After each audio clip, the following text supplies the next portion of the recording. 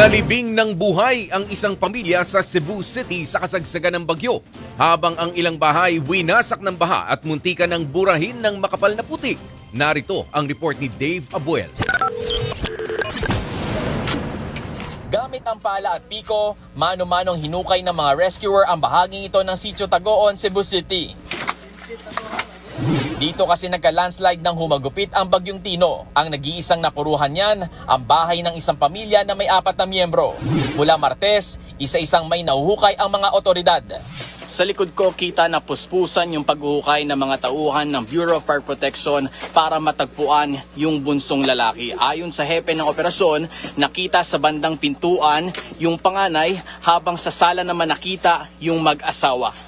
Ang problema ngayon, nasa taas kasi ng bundok ang bahay ng mga biktima.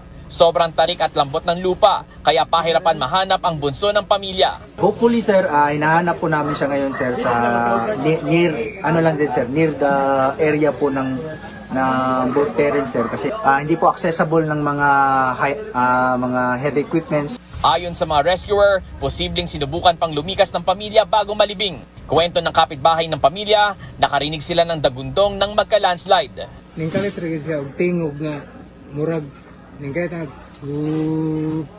mura na siya.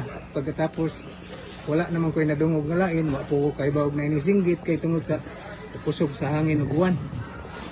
O na nga, mura pa akong nagbawan, pagkabuntag na, wako kay bawag nga, naanadi ay natabunan.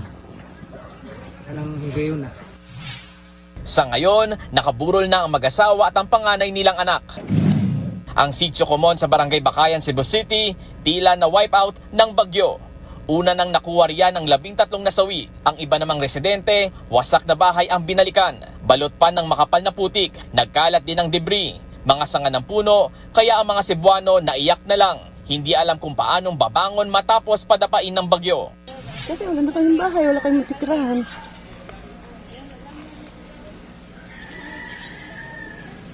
Yun lang, tapos wala pa kami pera. Wala kami matulugan. Nandun lang kami sa eskwelahan. Iwan ko kung pwede ba kami magtukod. Hindi ko alam. Sir, dinayon mo po yung Andre, sir. Tungod sa inga sitwasyon. Kuyaw na kayo po yun, Sa ngayon, nagbigay na ng 760 million pesos na financial assistance ang Office of the President sa mga apektadong lugar. 50 million pesos ang ilalaan dito sa Cebu. Nagbabalita mula sa Frontline, Dave Abuel, News 5. Mga kapatid, ako po si Ruth Cabal. Dito tayo sa totoo, dito tayo sa True FM. Mag-follow at mag-subscribe din po kayo sa aming social media accounts at True Network PH. Diyan po yan sa aming X na dating Twitter, sa FB, sa Instagram, sa YouTube, sa TikTok at sa mga podcast. At syempre, tutok din po kayo sa Signal True TV Channel 19.